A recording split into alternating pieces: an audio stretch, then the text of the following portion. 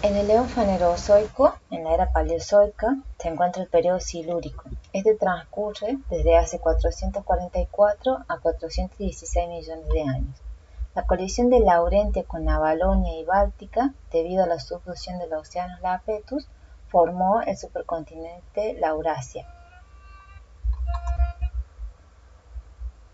Da como resultado de esta colisión la orogenia caledónica, formando cordilleras y depósitos de areniscas con fósiles.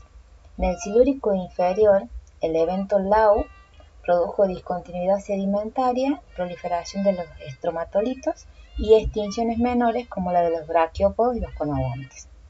El clima en el transcurso del Silúrico ha sido muy variable. En el comienzo se da una gran edad de hielo, conocida como la glaciación, y en consecuencia el nivel del mar bajó, permitiendo que varias regiones de Gondwana se vieran unidas por puentes de tierra. Los organismos marinos se desarrollaron para adaptarse al agua fría y bien ventiladas. Acá tenemos algunos de los hitos biológicos. En los ecosistemas marinos había una gran cantidad de algas verdes, mientras que en el hábitat terrestre eran terrenos rocosos y desérticos, quizá con un poco de humus. Probablemente la mayor novedad evolutiva del Silúrico fue la aparición de las primeras plantas vasculares. La primera fue del género Cooksonia, que tiene una estructura semejante a la de las briófitas actuales. La transición a la tierra firme implicó también adaptaciones para las plantas, por ejemplo, evitar la pérdida de agua y facilitar la reproducción. Esta transición generó cambios en la atmósfera, como en el suelo también. Aumentó el oxígeno y disminuyó el dióxido de carbono. Esto implicó que el clima se pasara de árido a subtropical. Aparecen los primeros arrecifes en el Silúrico, se formaron por los briozoos, corales, tubulares y estromatopóridos. La aparición de estos arrecifes facilitó el aumento del número de trilobites. Esto diversificó la vida marina. Surgieron también, como vemos acá, especies con mandíbulas, como acantodios, que se convirtieron en depredadores activos. Poseían grandes espinas y escamas que cubrían parte de su cuerpo, mandíbulas, dientes y una reducida coraza corporal. Los artrópodos, como los miriápodos y los escorpiones, comenzaron a colonizar la tierra siguiendo a las plantas.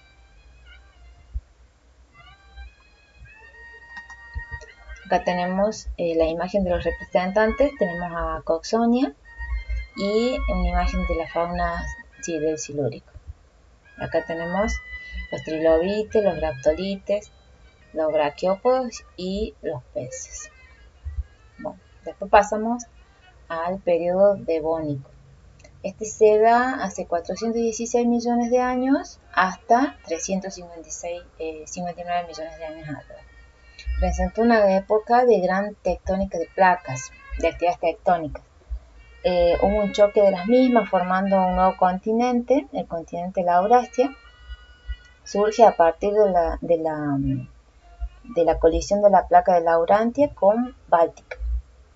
Se comenzaron a formar las montañas Apalaches de los Estados Unidos y las montañas caledónicas de Gran Bretaña y Escandinavia. Se mantuvo el supercontinente Gondwana en el polo sur. El nivel del mar era elevado en todo el mundo y gran parte de la tierra estaba sumergida bajo el mar tropical. El océano Pantalasa abarcaba el resto del planeta y había pequeños como Paleotetis, Prototetis, el océano Reico y el océano Ural. En cuanto al clima, se conoce que el clima era tipo cálido y húmedo, con abundantes lluvias, y en el interior de las grandes masas continentales el clima era árido y seco. Al final del periodo, la temperatura disminuye y da lugar a las glaciaciones. Bueno, acá tenemos los hitos biológicos. Al principio del Devónico persisten formas similares a la del Silúrico, Riana, por ejemplo, y empezaron a extenderse fuera de los pantanos. A mediados del Devónico aparecieron las primeras plantas con tejidos leñosos que le permitieron incrementar su tamaño.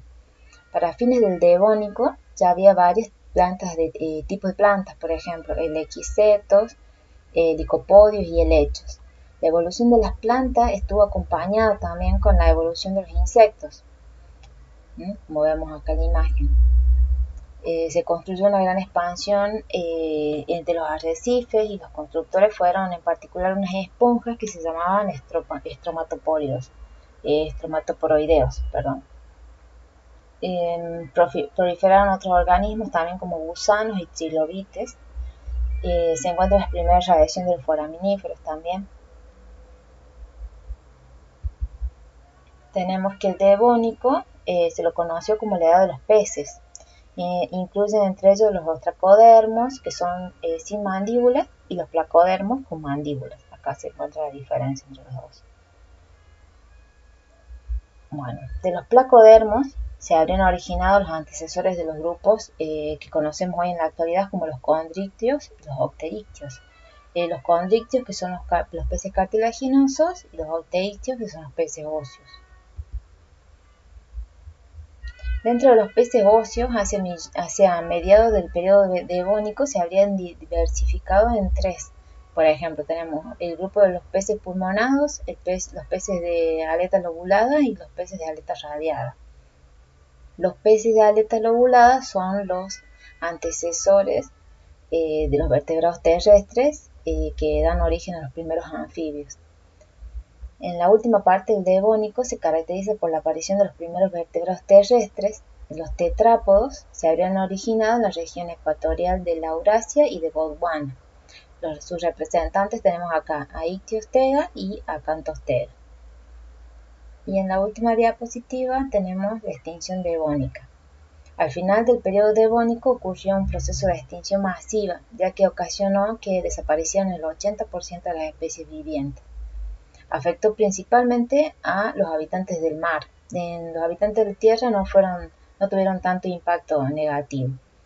Esta extinción duró 3 millones de años y hubo múltiples causas: meteoros, disminución crítica del nivel de oxígeno en el mar, el calentamiento global, crecimiento de las plantas y la intensificación de las actividades volcánicas. Son algunas de ellas. Bueno, acá doy por terminado mi presentación. Saludos a todos.